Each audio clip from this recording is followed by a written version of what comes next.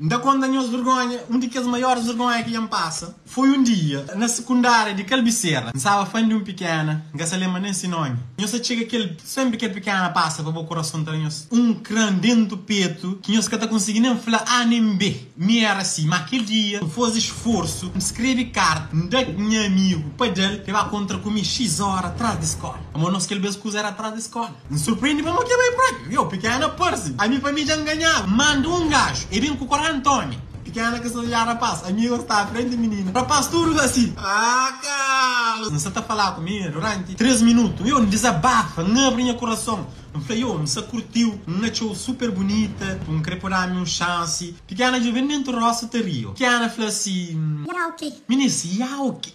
Já ok. Já. E bom. Aí, aonde escreveu carta. Não deixou uma para trás da escola, frente de 50 rapazes.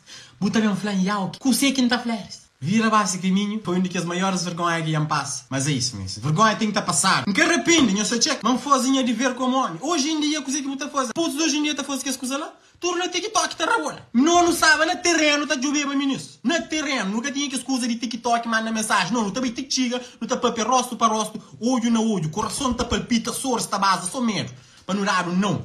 Coração quente. Hoje em dia, coisa, swipe left, swipe right. Porque ele é coisa. Nós que tem aquele brilho que não tinha aquele beijo.